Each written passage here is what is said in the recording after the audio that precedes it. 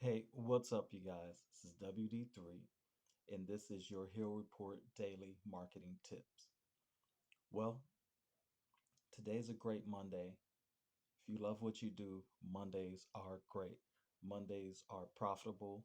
Mondays are your first chance to try out your strategy for the week.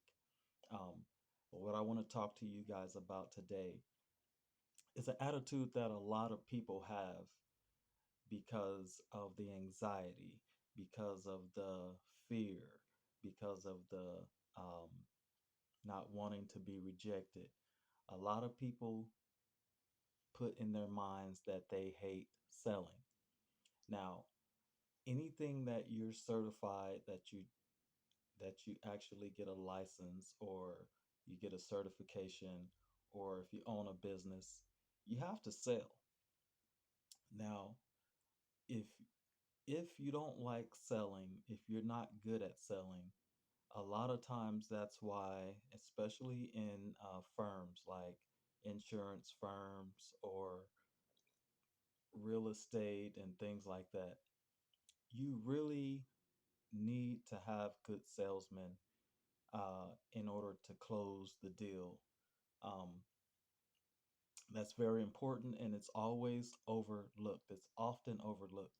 Um, I was trained in an insurance business for selling, and before I was formally trained to sell insurance, I had a cleaning business where I had to recruit my own clients.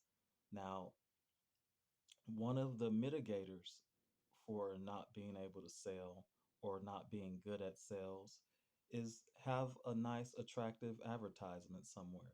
If you have an attractive advertisement, folks are going to see your ad, they're going to see your presentation, and 80% of the sale will already be done by the time they call you, right? And all you have to do is be able to close the deal. But being able to sell is a separate skill within itself. Selling means that you're a good communicator. I think also, too, the best salesmen really believe in their product. They know their product inside and out. A lot of insurance new agents would come to me and say, well, um, what should I do first to get better at selling? And I would tell them to read the application. Read your application, read your pamphlet for the different companies that you represent. We were brokers, so we had several companies that we represented um, and that we were agents for. Read each broker brochure and see exactly what the differences are in each policy. What are the unique points of the policy? Look at the questions that the application asks, and then you're able to just have a conversation. Say, hello, how are you? My name is, and I'm from, and now you can start answering questions because a lot of selling is listening to the needs of the customer once you engage with them. And then once you hear what their needs are, then you can match a product that meets their need, right? If a lot of salesmen make the mistake of trying to sell every customer what they want to sell instead of selling what the customer needs, right? But I'm telling you guys, the equalizer in all this, even if you're not a great salesman, is to have some advertisement out there. Um, you can be the worst salesman in the world, but if you have an attractive ad in the paper, in a magazine, on television, radio, if you have an attractive ad, then the customer will call you and tell you what they need. But you still need to know and believe in your product. There's nothing worse than selling a product that you don't believe in. There's nothing worse ethically than selling a product that you don't even like.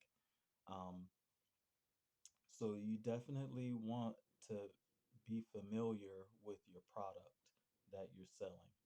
Um, After that, then you definitely want to know exactly what the customer needs in order to purchase. There's no need to go through a whole sales presentation and it's not the right thing for the client. It's doesn't meet the need of the customer. So know your product is going to take away a lot of the anxiety in selling. Know your application so that you'll be able to have a conversation with the customer and know whether they qualify or not while you're talking, and you won't waste anyone's time. Um, but definitely, there's a also prospecting. But I'll say it again, you can mitigate the anxiety and the pressure in prospecting by advertising. Nobody has to convince you to buy a McDonald's hamburger. Nobody has to sell you on a Starbucks coffee. They have advertisement, and once you see the advertisement, then you're able to go into the store and just order what you want.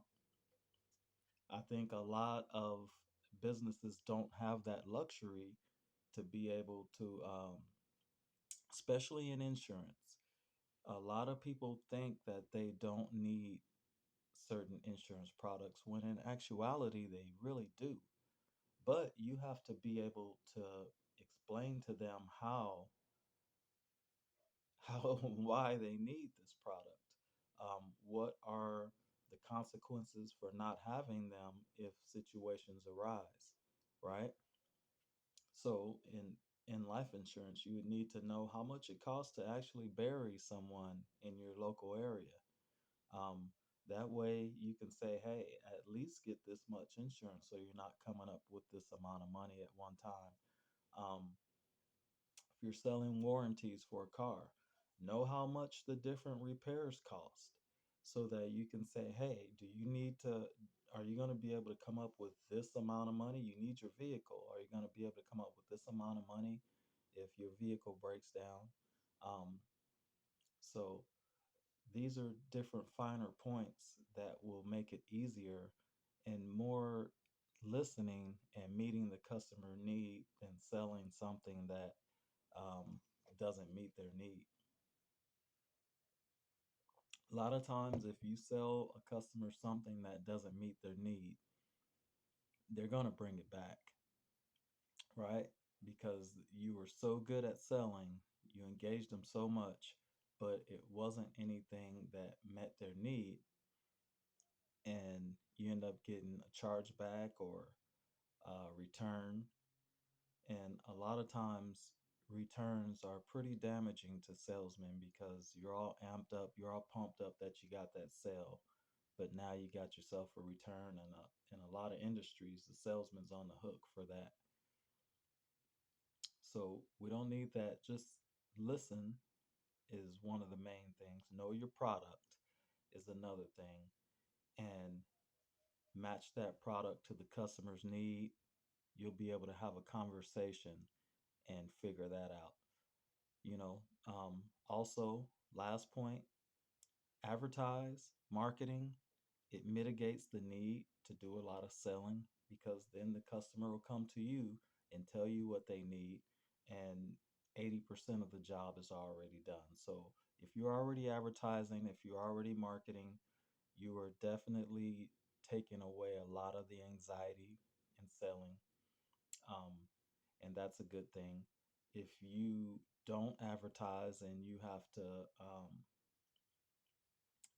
to really introduce new customers to your product, you definitely have a harder job. Um, Now you have to do what's called prospecting, which is you have to go out and find customers who may need your product. I think advertising is a lot easier than prospecting. Um, I would tell you all, don't do any naked advertisement. That is just going to get thrown in the trash can. You're not meeting anyone's need by not um, by not getting eyes on your advertisement. Advertise in context. Advertise on a radio station that they're already listening to. Advertise on a television station they're already listening to. Advertise in a newspaper or a magazine that they're going to read. Um, and that's going to make eyes get on your advertisement so that it'll be worthwhile for you. Well, this is WD3, and this is your Hill Report Daily Marketing Tip. And guys, let's go get some sales.